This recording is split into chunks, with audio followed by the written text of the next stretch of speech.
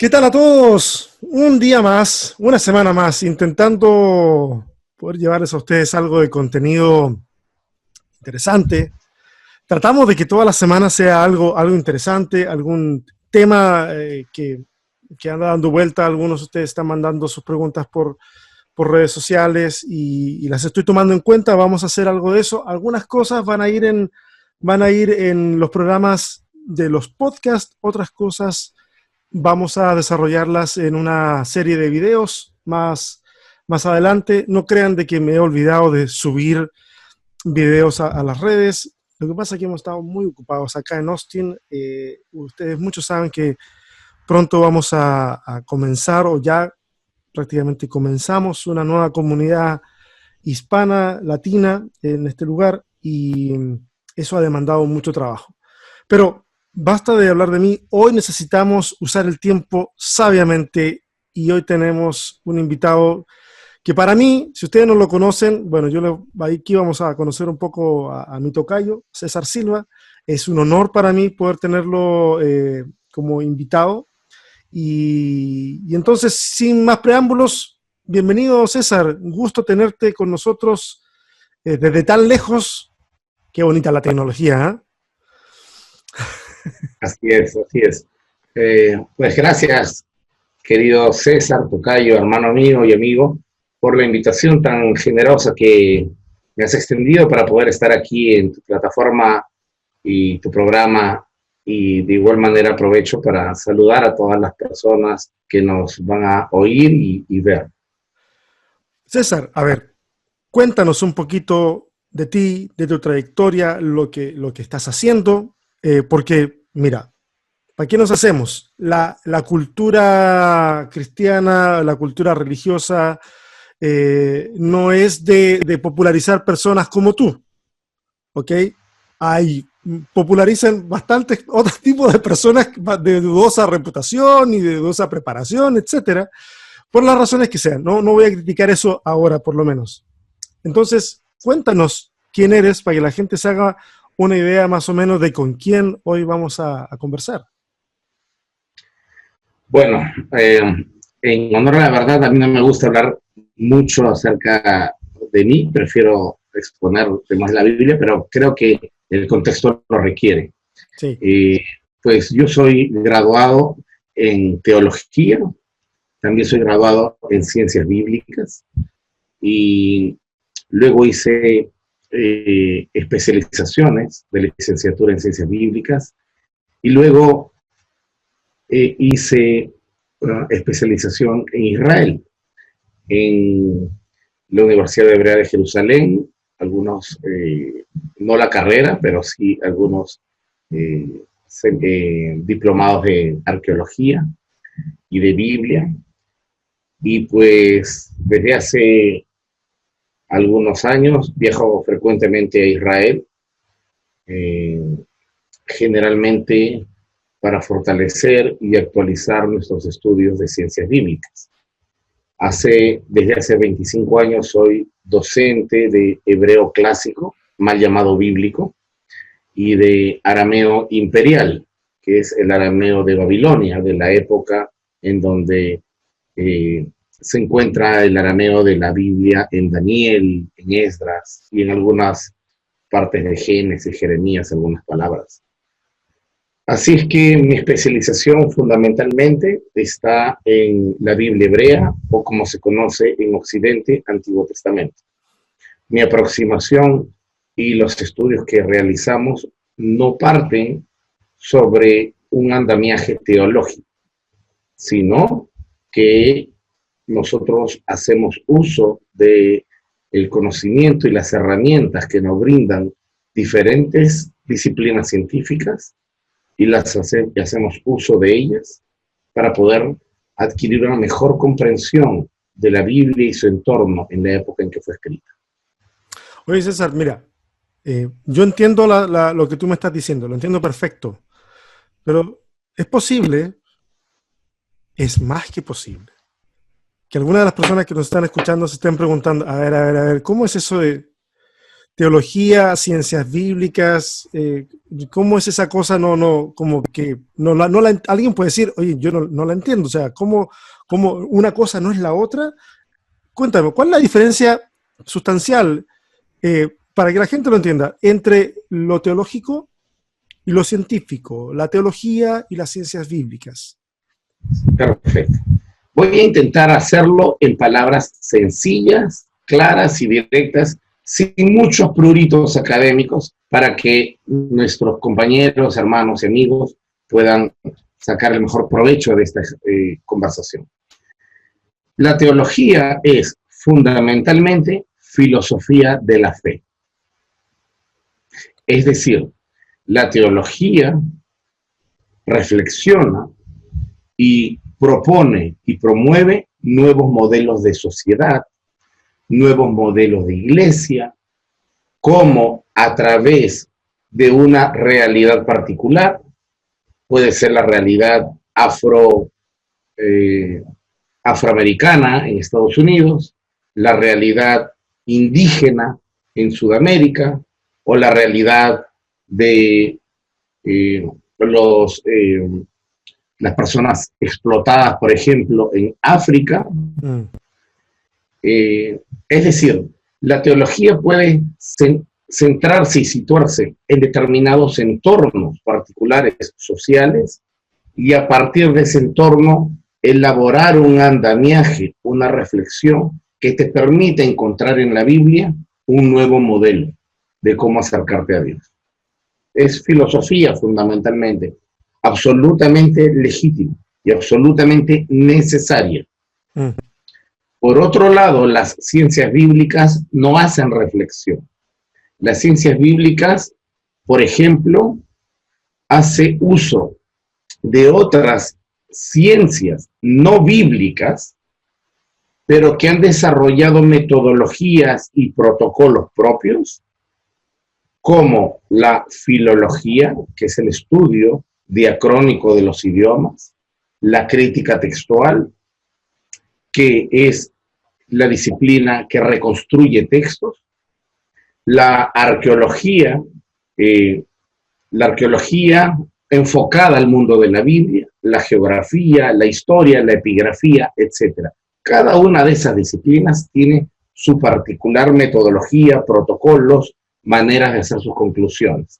Entonces, las ciencias bíblicas utilizan estos recursos científicos para aproximarnos a la Biblia y pretendemos a través de ello encontrar el Sitz im Leben, es decir, la situación vital que originó determinados tipos de escritos.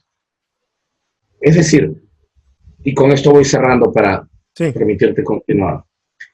Muchas de las personas que leen la Biblia con mucha fe y mucha devoción, a veces no han sido educadas para entender que hay una necesidad de escribir de parte de los autores. Es decir, el autor no se siente escribir, menos en aquella época que casi nadie escribe, no se siente escribir porque le sobró el tiempo, se siente escribir porque necesita comunicar algo,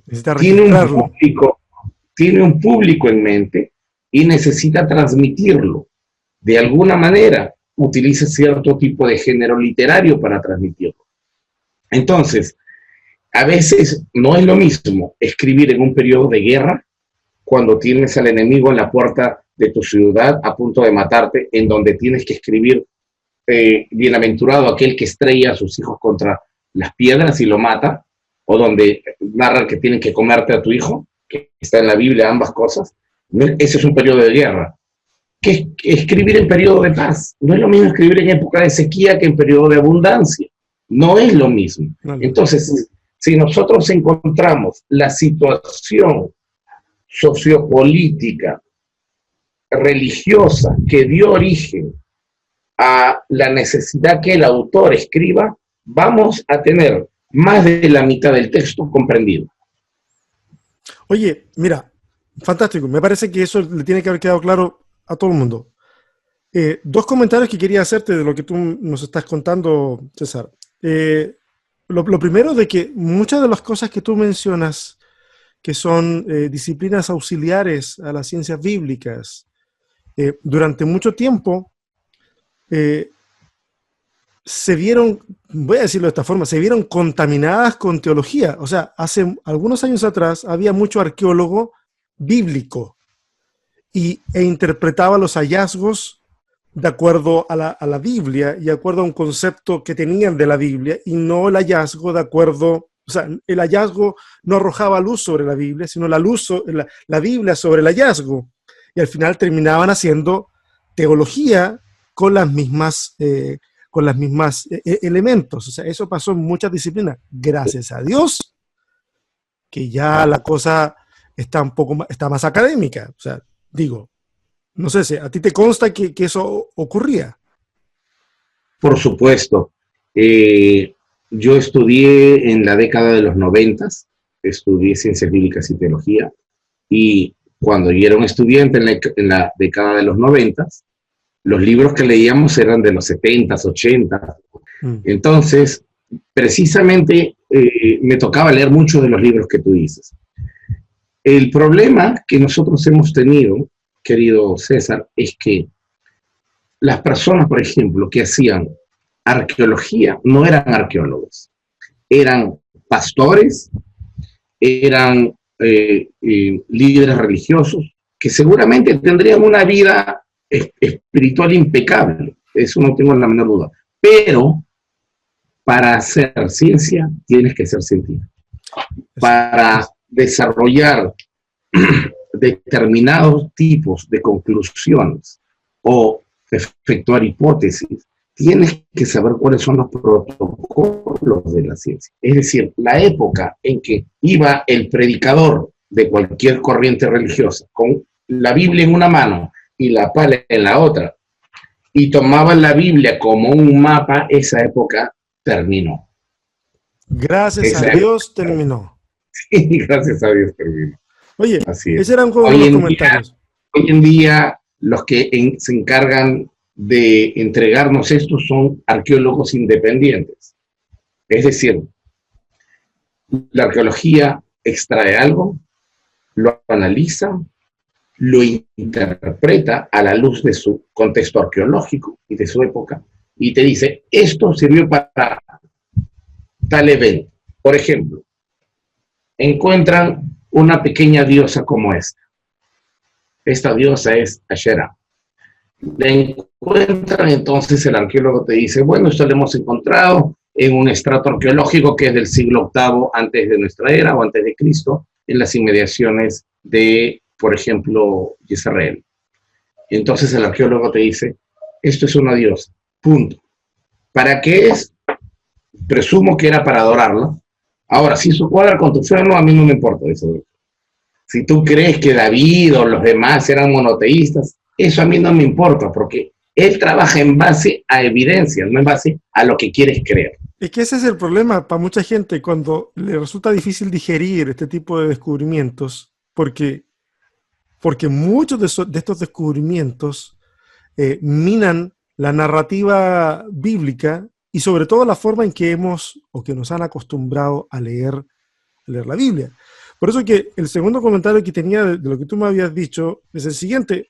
Mucha gente dice, seguramente pensará que las ciencias bíblicas no son necesarias, porque no sé si te ha pasado o has tenido estudiantes de este tipo que te han dicho, pero si la Biblia es muy clara, la Biblia es clarísima cuando habla acerca de esto. Sí, mira, seguramente hay estudiantes que tú has tenido que a lo mejor te han dicho, ¿para qué queremos ciencias bíblicas o queremos investigaciones? Si la Biblia es clarísima, es clarísima. Yo usualmente a la gente cuando me dice, oye, la Biblia es súper clara en respecto a tal o cual tema, usualmente yo le digo, me parece que no has leído muy bien tu Biblia porque no está tan claro. Pero para mucha gente, ahí dice, se creó en 7 días, en 7 días se creó todo. Bueno, en 6 y uno descansó, listo. No hay nada más que decir. Si dice de que Salomón era un tipo muy, pero muy inteligente, entonces tiene que ser. Y era el más sabio de todo el mundo, seguro. O sea, más inteligente que Einstein, sí, seguro, porque la Biblia dice que era el más sabio. Y más que Hawking. Y piensan que si te dice que la serpiente habló, pues habló. Habló, claro. O sea, ahí está. ¿Ah? Listo, se acabó. Eh, es muy curioso porque finalmente cuando alguien propone algo distinto, más científico, como en el caso que haces tú con Limud, la oposición no se hace esperar. Y me imagino que tú habrás experimentado ese tipo de oposición.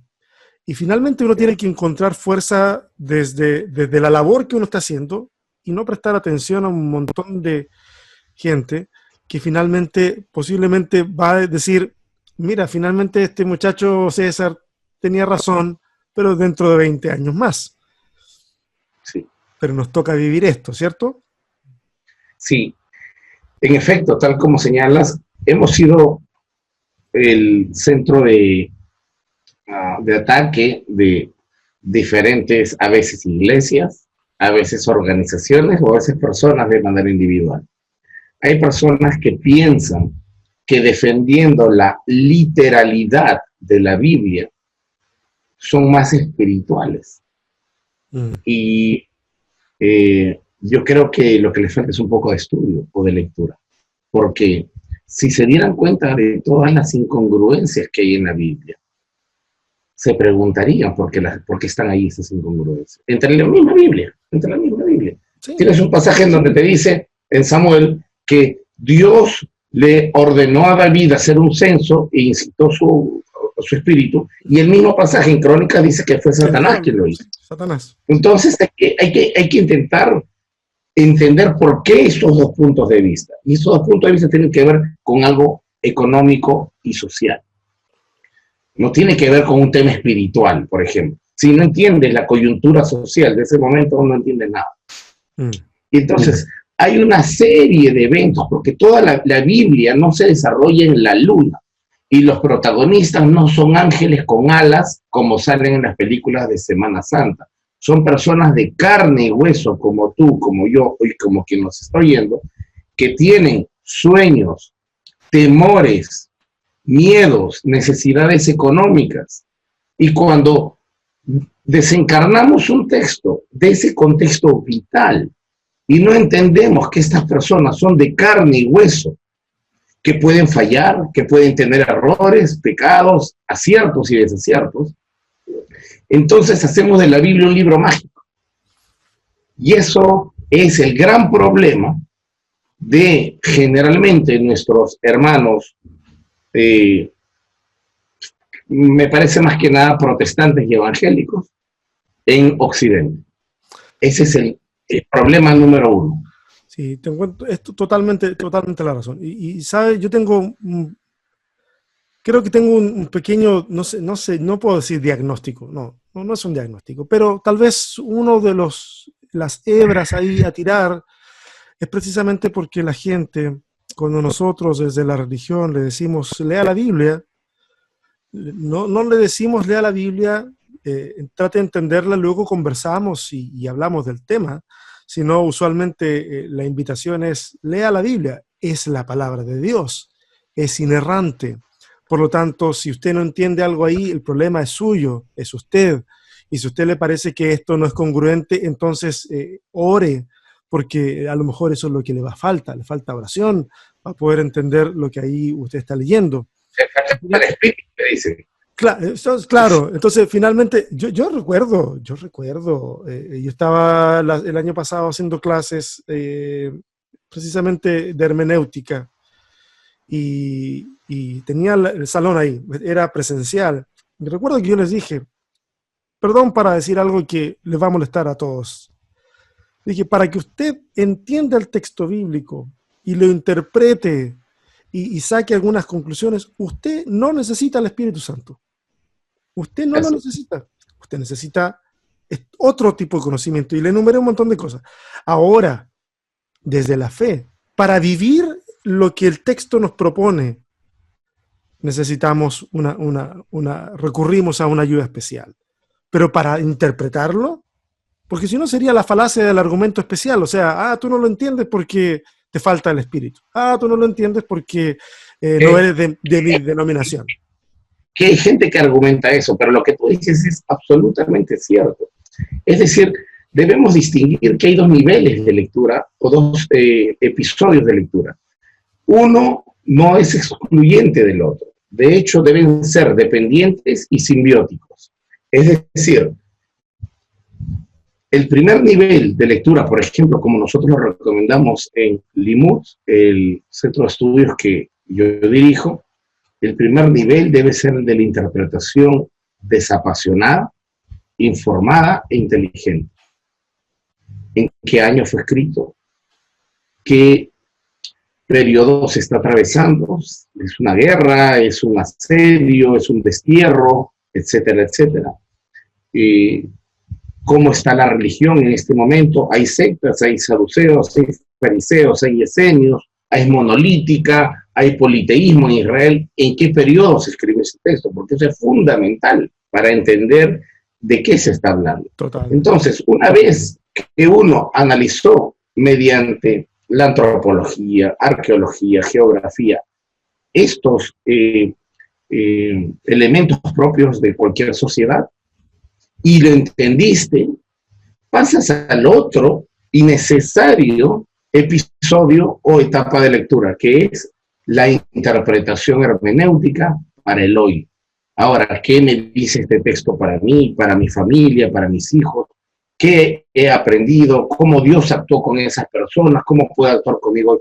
Pero el lector de la Biblia actual se va directo al segundo y sin haber entendido el primero. Entonces, si no entendió nada, cree que está entendiendo y entonces se va directamente al segundo porque dice, yo tengo la asistencia del Espíritu Santo, no necesito nada. Y entonces, olímpicamente saltan el primer paso, querido César, y entonces es donde tenemos las interpretaciones tan aberrantes que hay a lo largo de Latinoamérica, y tenemos estas escenas patéticas en la internet, donde hay gente tirada en el suelo, convulsionando, y pastores que piden una cantidad excesiva de dinero y que se compran aviones, y por otro lado pastores que juegan casi con la gente, que creen que tienen poder y los tiran. Es decir, eso es un espectáculo absolutamente paupérrimo,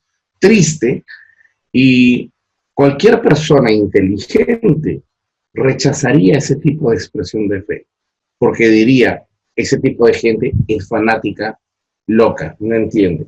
Cualquier profesional fuera del sistema religioso que quiera acercarse a Dios va a ver eso y va a decir, no, gracias, mejor me quedo donde estoy. Pero mira, yo estoy totalmente de acuerdo contigo.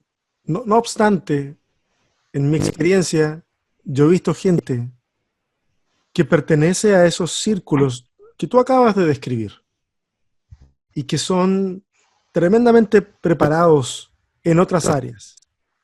Sin ir más lejos, yo tenía un estudiante que se dedicaba a la paleontología y se dedicaba y participaba en expediciones en donde se enterraban osamentas y en donde hacían análisis de aquí y por allá. Yo tenía un estudiante que se dedicaba a la paleontología, cofundador y uno de los curadores de un museo, y desenterraban osamentas y obviamente trabajaban con métodos de datación y todo el sistema científico que corresponde a una disciplina de esa naturaleza. Sin embargo, participaba de una iglesia muy fundamentalista en estos aspectos. Y un día me acerco y le pregunto, oye, ¿cómo haces para coincidir esto en tu cabeza? ¿Cómo haces para que vivan estos dos mundos tan distintos en tu cabeza? Y él precisamente me dijo que su técnica era dividir su cabeza. Y en el trabajo él pensaba de una forma, y en la iglesia él pensaba de otra forma, o se permitía pensar de otra forma. Yo lo animé a derribar esa barrera entre las dos cosas y permitir que las dos esferas dialogaran entre sí, y que lo que sobreviviera, sobreviviera, y lo que no sobreviviera podíamos conversarlo y él podía deconstruir a lo mejor esa parte de su fe. y poder construir una fe más coherente con su preparación. Entonces, de repente uno se encuentra ese tipo de casos en donde tú dices, esta persona es muy inteligente, y sin embargo, no sé si es por no sé si tiene que ver con esta cosa primitiva que tenemos los seres humanos de superstición, que aunque queramos Yo, negarla, está por ahí metida en el fondo del cerebro reptiliano. yo quisiera darte mi punto de vista sobre eso porque también lo he visto. Eh, Mira, esto casi parece una patología de la mente. Es decir, tener el cerebro fragmentado en dos o hasta en tres, porque tienes que cumplir las expectativas en cada uno de los mundos donde te mueves, es una locura. Sí. Entonces, si voy a la iglesia, afirmo, digo amén 5 veces que Dios creó el mundo en 7 días. No se diga más. Pero si estoy fuera de la iglesia y estoy en el museo, el mundo tiene miles de millones de años. Entonces, aquí algo no está bien, tal como tú lo captaste de inmediato y se lo hiciste saber. El problema radica no en aquella persona, querido César, porque yo estoy seguro que una persona que se atreve a autofragmentarse sabiendo que no es correcto, tiene mucho más valor lo que está haciendo. El problema está en los líderes religiosos que le enseñaron a él a decir, esta es la Biblia y esta no se cuestiona, porque la Biblia es inerrante e infalible, porque Dios mismo la escribió. Si la Biblia es inerrante e infalible y tú la cuestionas, es como estar cuestionando directamente al mismo Dios. Entonces, el hombre, que es una persona noble, de buena fe y preparado intelectualmente, se encuentra en ese momento en un predicamento y dice, pues ahora, ¿qué hago? Entonces opta por no contradecir a Dios, por lo que le han dicho de manera absolutamente errónea, y tiene que autofragmentar su mente y dividir su personalidad. Uno es el académico, otro es el que está cuando va a la iglesia. Y el problema aquí está precisamente, César, en lo que enseñan ciertos líderes como inerrancia o infalibilidad. Pareciera que nuestros sistemas como que empujan a la gente a desarrollar estas patologías. Al final se las plantamos en la cabeza y es tan peligroso, compadre, es muy peligroso.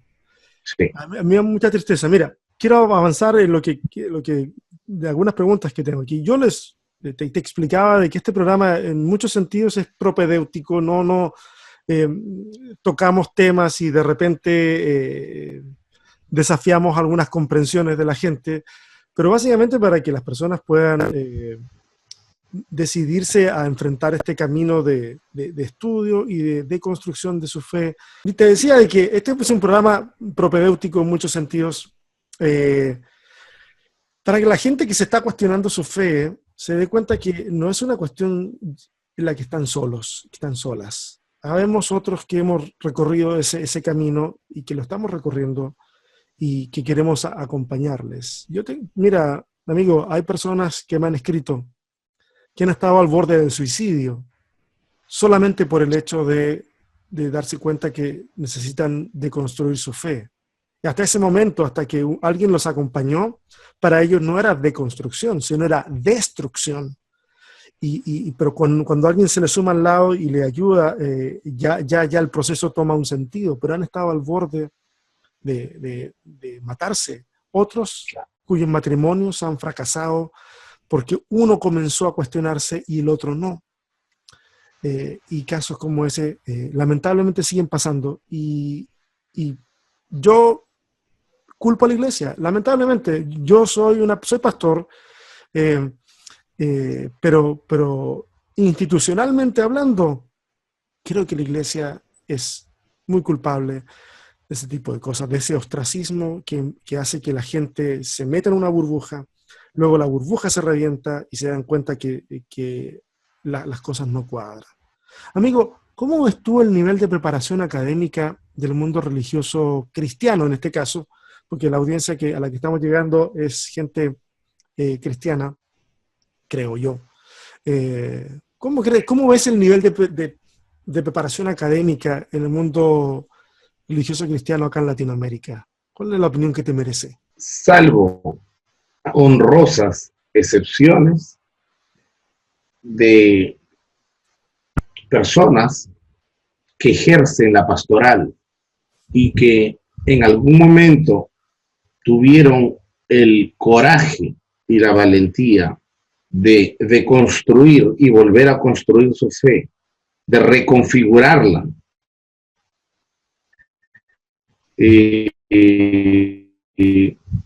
y conciliar sus conocimientos académicos, conciliarlos con la Biblia, es decir, este grupo del cual te hablo, que es minúsculo, y ellos serán, pues, que será el 2% o el 1%. De allí el 98%, y ahorita te voy a dar estadísticas reales, de allí el 98% son líderes que no han estudiado, que desdeñan y desprecian el estudio, que a las personas de sus congregaciones que quieren estudiar les dicen, no hermano, la letra mata, el espíritu vivifica, así es que vaya a ayunar y a orar, no estudiar. Y en última instancia, en Latinoamérica, alguien se levantó, tuvo un sueño y dice, hoy me convertí en pastor. Y entonces, sin el más mínimo estudio, se levantó un día, empezó a convencer a diferentes personas y pues se autonombró pastor. Quisiera darte un dato aquí real, y la gente de los miles de personas que te oyen pueden corroborar el dato que yo digo. Yo vivo en Perú, soy peruano. En el Perú hay una institución que reúne a todas las congregaciones cristianas evangélicas. Hicieron de todas las iglesias del país encuesta acerca del nivel de preparación de los pastores. El 96%, 95.8% para ser exacto, de pastores en mi país, nunca pisó un instituto, una academia o un seminario bíblico. Su preparación fue que otro pastor, que generalmente tampoco estudió, simplemente lo fue preparando en su iglesia. Le dijo, bueno, a partir de hoy eres pastor, anda y abre otra iglesia a tal lugar, y ya tienen 2 iglesias, 3 iglesias. Y entonces, de cada 100, 96 no han estudiado nada. Entonces, si el líder, el que está a la cabeza y les dice y les enseña, les debe mostrar el camino de cómo entender la Biblia, tampoco estudió, pues esto realmente nos presenta un panorama sombrío, muy triste. Y por ahí va, yo creo, esta tremenda oposición que tiene mucha gente cuando decide estudiar la Biblia por su cuenta, tomar un curso, un diplomado, algo. La oposición que tiene precisamente de mucha gente, muchos de sus líderes, lamentablemente, tal vez porque ven este asunto como lo dices tú, de que la letra mata, el espíritu vivifica, y entonces se genera una suerte como de... No, es como un círculo vicioso. Prácticamente yo he conocido personas que te dicen, bueno, si tú estás dudando de esto, entonces como que ya fuiste. Porque este asunto se cree completo o no se cree. Y hay personas que se tragan ese cuento de que esto se come completo o no se puede, y terminan entonces abandonando su fe o cualquier cosa parecida, cuestión que a veces ha resultado en algo bueno para sus vidas, pero en muchos otros casos ha resultado en un dejarse ir por la vida, y al final ha tenido consecuencias terribles para ellos, para sus familias, simplemente porque se compraron una narrativa que era todo o nada. Y bueno, Así es. yo sé que tú tienes estudiantes que a lo mejor hay gente de sus iglesias, de la denominación que sea, que a lo mejor los han visto con cara media rara porque se decidieron a estudiar, ¿sí o no? Sí, César. Mira, yo te voy a contar algo. Ya nosotros como Limú tenemos casi 5 años impartiendo cursos de especialización en ciencias bíblicas. En Limú no somos una universidad, somos un centro de estudios donde brindamos formación y especialización en ciertos niveles de estudio bíblico, sobre todo científico. Pues bien, muchas de las personas que se han acercado al Limud empezaron como cualquier otro creyente que lleve. Tenían cierto tipo de curiosidad porque habían leído por ahí algo que yo publiqué o vieron algún video mío en YouTube. Y entonces se acercaron, se inscribieron, y cuando han empezado a analizar lo que está en la Biblia, han tenido ese shock de fe. Un shock que en varios casos los ha llevado a llamarme de manera privada, llorando y diciéndome, ¿qué pasó? Si esto está aquí, está claro, ahora lo entiendo. ¿Por qué nunca me lo explicaron? Soy creyente hace 20 años, profesor. Soy creyente hace 30 años, profesor. Y nunca nadie me había explicado esto. Entonces, el problema, y esto deben de saberlo bien tus queridos oyentes, el problema no está en aprender y reconfigurar, reconsiderar lo que conocíamos y estaba incompleto y conocer otro punto. El problema y el shock viene en la medida en que la gente se siente engañada. Es decir, viví 20 años engañado. Ese es el shock. El shock no está en el hecho de que, bueno, esto no era así, era así. Ok, eso no es problema, es cognitivo. Sí. El problema está, y el dolor de la gente está en, si estuve 20 años pensando lo mismo, o 30, ¿por qué no me lo dijeron?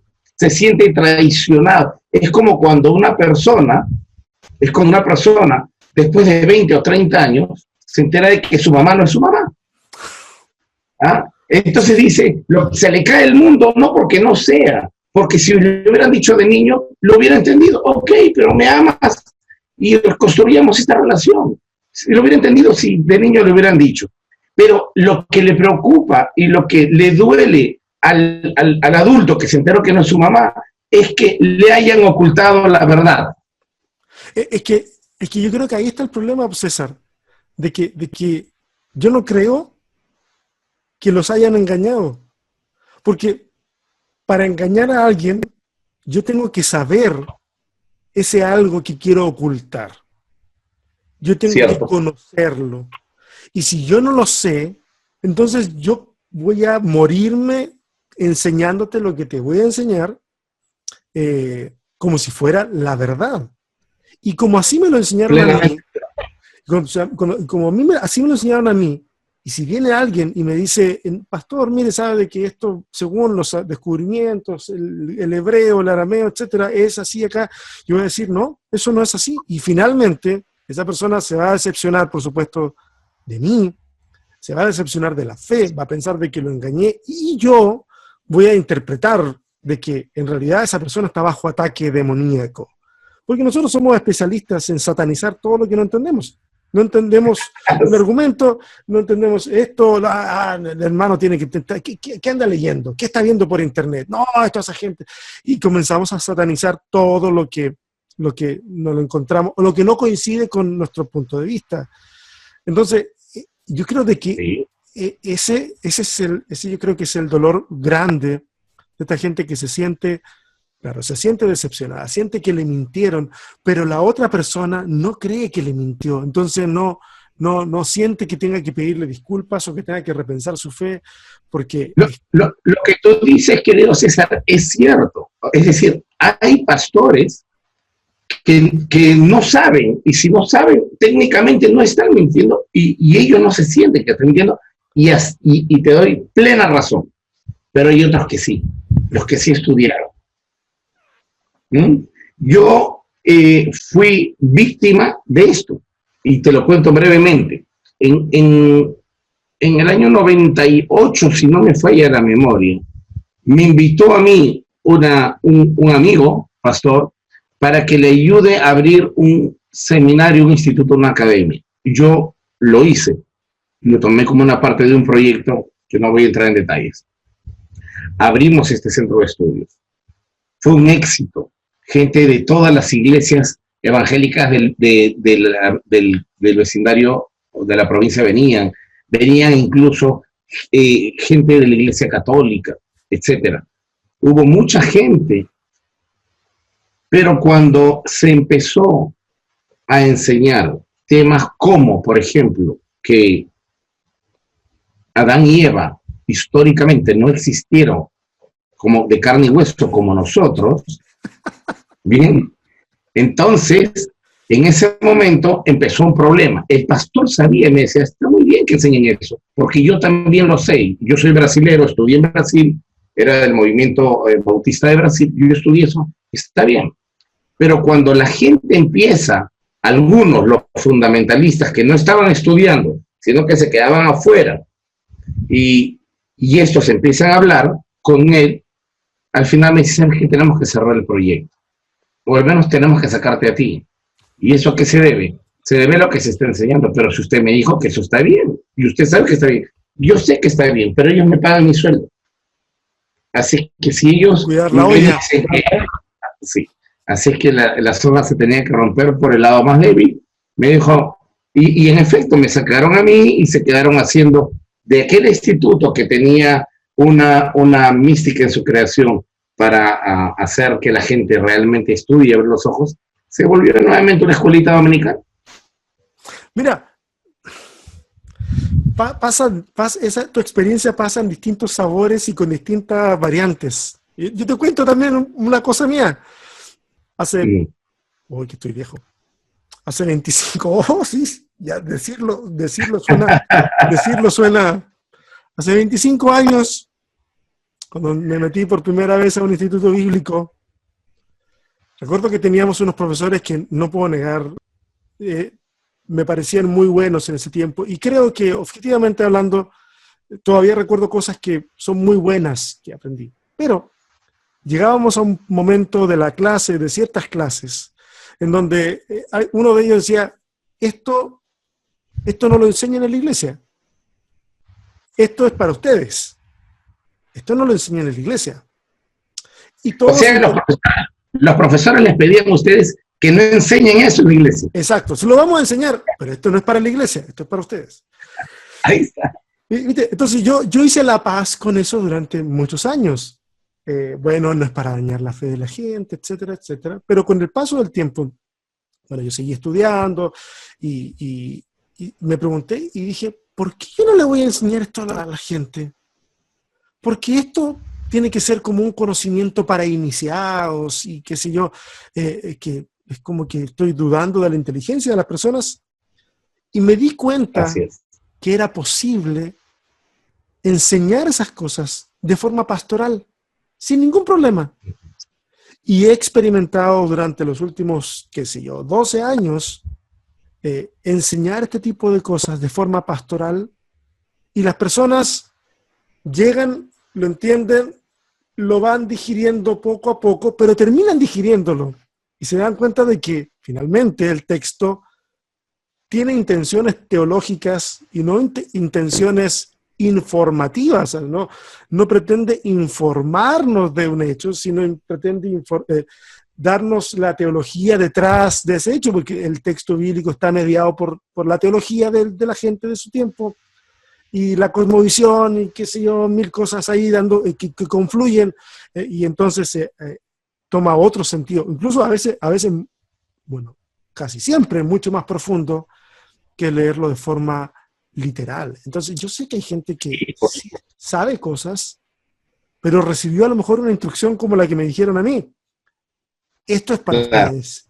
No ya, pero precisamente a esas personas, querido César, es que yo te digo, que saben y no lo cuentan. Hay del otro grupo también, del que no sabe nada. Sí. Pero hay un grupo como el pastor que te cuento yo, o los docentes que los formaban ustedes como futuros pastores, que les decían, esto está bien, esto es así, sí, realmente, pero esto no lo digan a la gente de la congregación, ¿verdad? Entonces, ahí, en honor a la verdad, hay un doble discurso. Totalmente. Hay un doble discurso, porque si uno dice que Jesús es la verdad, entonces, ¿por qué ocultar la verdad?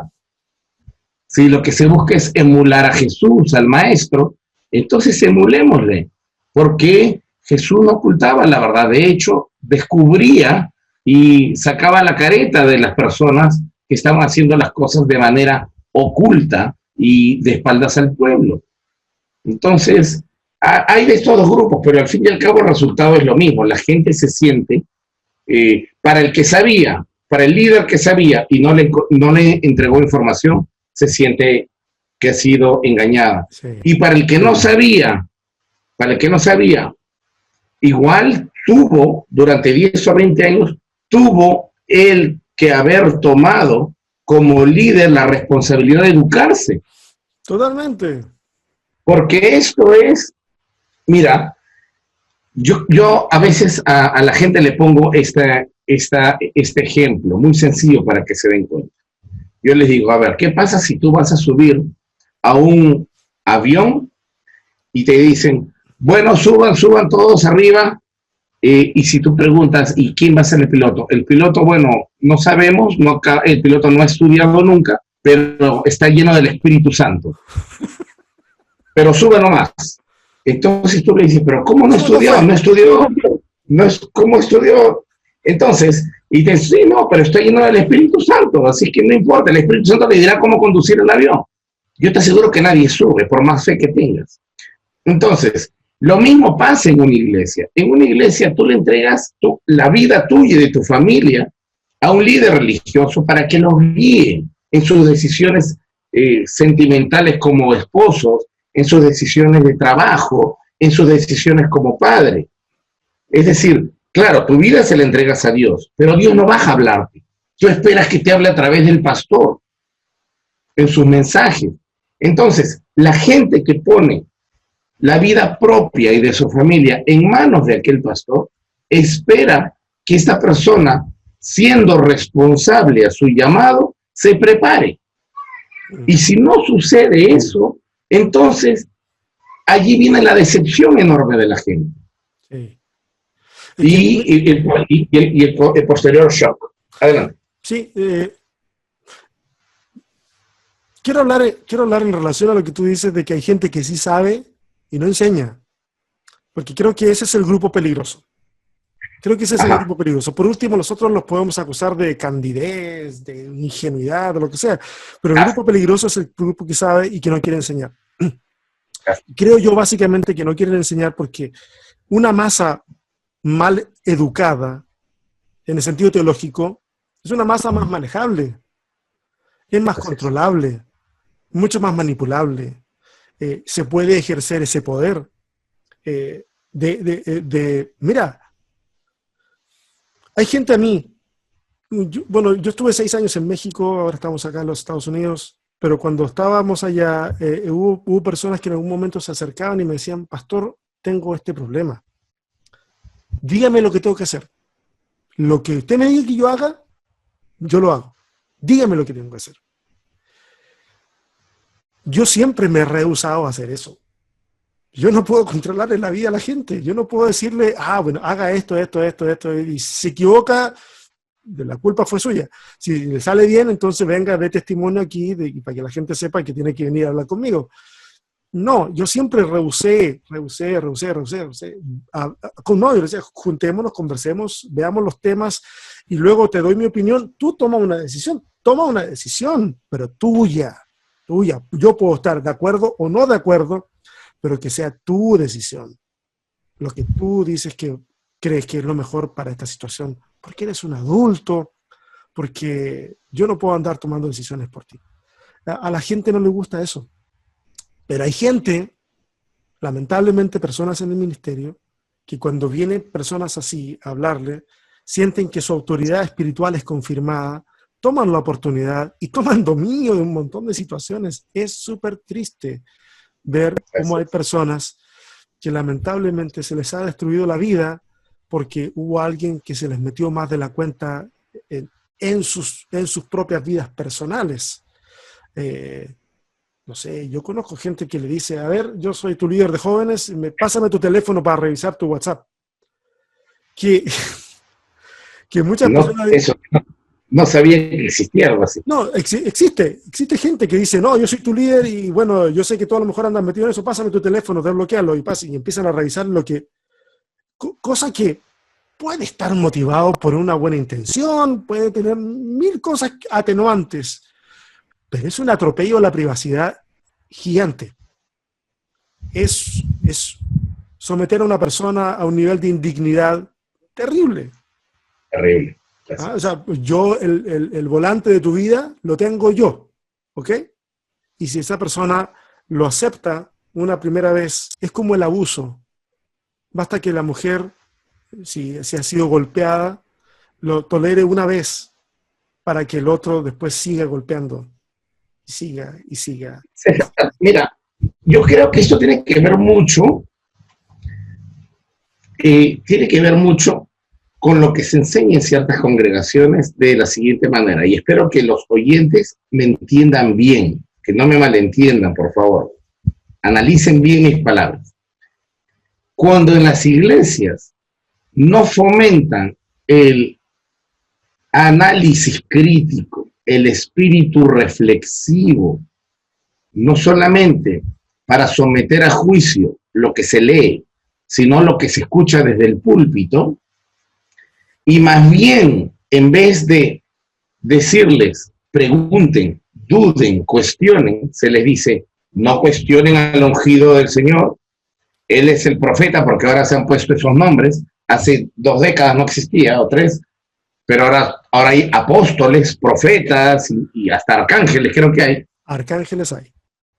Entonces, no cuestiones porque esta persona es así, y entonces les acostumbran a decir amén a cualquier disparate que se diga desde el púlpito. Entonces, por eso es que no conviene que la gente estudie para este tipo de organizaciones, César. Jamás van a fomentar el estudio de estas personas, así pasen 100 años más. Nunca van a fomentar, porque precisamente la ignorancia de aquel grupo les brinda poder. Les brinda poder, el poder sobre sus vidas y peor aún, sobre sus bienes. Sí. Y ahí hay una cosa muy, muy, muy terrible. Yo no sé si tú te has enterado, hay situaciones que están pasando con pastores en Chile, el obispo Durán de la Metodista Pentecostal, que ha sido cuestionado por los grandes cantidades de dinero que estaba percibiendo, y otras personas que han saltado a la palestra. Hoy en día, en muchos países de Latinoamérica, el liderazgo de las iglesias cristianas está fuertemente cuestionado. Con justa razón, con justa razón. Y yo creo, y si me están escuchando pastores, ojalá que así sea, creo de que esto es una tremenda oportunidad para la iglesia cristiana, evangélica, protestante, para poder enmendar un montón de cosas, para que puedan transparentar un montón de sistemas, para que puedan decidir o admitir si se equivocaron en ciertas áreas y decidir hacerlo bien, pero no cierren filas simplemente para defenderse, porque la gente no es tonta, la gente ya ha visto suficiente como para hacerse una idea más o menos certera de cómo es que funcionan las cosas al interior de los sistemas religiosos. César, yo sé que tienes que hacer clases en un ratito. Antes de yo hacer el cierre del programa, quisiera darte la oportunidad de que entregaras un último mensaje y por favor haz la invitación para que la gente que no conoce el Limud se atreva a conocer Limud y puedan estudiar contigo. Gracias, querido amigo. Bien, el último mensaje que quiero decirle, el último consejo que quiero transmitir a nuestros distinguidos oyentes o personas que nos vean, es que cuestionen todo, que analicen, que no desenchufen su cerebro al entrar a la iglesia. Que si Dios en su infinito amor no hubiera querido que uses tu cerebro para analizar, te hubiera puesto un coco y no te hubiera puesto ese maravilloso órgano que tenemos. Así es que úsalo, sé inteligente, se puede estudiar la Biblia con inteligencia, educados bien y no perder la fe. Las ciencias bíblicas no van a llevar, bien enseñadas, no llevan a nadie a perder la fe. Te llevan a comprender en un nivel intelectual en donde tu mente puede estar unida a tu corazón. Tu fe puede cobrar un sentido mayor. Así es que a todas las personas, sin distinción de credo o confesión religiosa, pero que amen el estudio de la Biblia, pues yo les recomiendo que se dediquen a, si es que la Biblia para ustedes es un libro determinante para su fe, para su matrimonio, para la crianza de sus hijos, y te va a acompañar toda la vida, pues estúdiala bien, estúdiala bien. Y por otro lado, pues a las personas que estén interesadas en estudiar la Biblia de manera académica y sistemática, les invitamos a visitarnos al Facebook. Tenemos dos Facebook, el fanpage que es Limud, Centro de Estudios Bíblicos, o si no, el personal de este humilde servidor es César Silva. Allí nosotros hacemos información divulgativa acerca de la Biblia y también brindamos algunos cursos de especialización. En breve estaremos empezando 2 diplomados, uno de ellos en ciencias bíblicas, cuyos módulos internos son arqueología, geografía, mitología hebrea y exégesis. Y un segundo diplomado, que el primero lo dictó yo, y el segundo diplomado lo dicta el profesor doctor Adolfo Royman desde Jerusalén. El título del diplomado es Los rollos del Mar Muerto y los orígenes del cristianismo. Para que las personas se den una idea quién es el doctor Royman, que en algunos círculos cristianos quizá no sea conocido, es la persona encargada de proteger los rollos del Mar Muerto en el Museo de Israel. Y estudiar con él los rollos del Mar Muerto es equivalente a estudiar física con el mismo Albert Einstein. No hay nadie más en el mundo de habla hispana que conozca más acerca de este tema. Y él no da semestres completos en ningún lugar fuera de Israel, en la Universidad Hebrea. Y debido a nuestro convenio de cooperación académica y amistad que nos une a él y a mí, él ha accedido, no desde ahora, sino desde el año pasado ya, a dictar diplomados en los marcos del Limud, un semestre completo. Eso no lo hace en ningún lugar del mundo, solamente en Israel y a través de nuestra humilde plataforma. Es una experiencia y una oportunidad formidable, porque no se habla acá de fe, se habla de cómo el cristianismo encontró una situación sociopolítica y religiosa fértil para poder nacer. Esa información la traen los rollos del Mar Muerto. No quiero extenderme más, querido amigo. Gracias. Oye, de verdad que te agradezco las invitaciones que has hecho y le digo a la gente que está escuchando este podcast, aproveche las oportunidades de aprender. Hoy en día, el que no aprende simplemente es porque no quiere. Porque Limud me consta que no solamente da cursos, ustedes se dedican mucho también a subir material de algunas conferencias que ha dado en línea y hay un caudal de información muy interesante ahí. Es decir, acá lo que... Disculpen, no estoy haciendo una publicidad a Limud. Simplemente, de verdad, creo en la probidad de mi tocayo y creo que las intenciones no son de llenarse los bolsillos con dinero, aunque no estaría mal, ¿cierto? De repente. Pero la intención es educar. Nosotros damos mucha información divulgativa de manera gratuita, Sí, muchísima. sí. Y lógicamente hay ciertos cursos que, como cualquier otro servicio, Claro. como cualquier otro servicio, tiene que ser remunerado. No, sí, y la gente tiene que entenderlo. La gente tiene que entenderlo y ya sacarse ese chip de que todo tiene que ser gratis. Porque la verdad que a todos los que entregan un servicio de esta naturaleza, de esta calidad, pues les ha costado mucho esfuerzo. Ha costado mucho esfuerzo, Sí, muchas horas de estudio, muchas horas de oración, pero sí, muchos miles de dólares. muchos miles de dólares, sí. Y hay libros que están atrásito tuyo que muchos de esos no se consiguen ni en PDF, ni no, se consiguen físicamente y son bastante caros. Si la gente se dedica a estudiar y después a enseñar y por eso está pidiendo que paguen lo justo, eso es lo que hay que hacer. Hay que hacerlo. Te agradezco que hayas podido estar con nosotros, César, de verdad que sí. Y quisiera darle un mensaje a los que siguen escuchando este podcast ahora que estamos terminando. Ustedes que han aprendido algo, por favor, enséñenlo, traspasen lo que han aprendido. Háganlo con pasión, háganlo con las mejores intenciones. No quieran destruirle la fe a la gente, no, háganlo con un buen corazón. Y cuando no sepan algo, simplemente digan, ¿saben? No sé.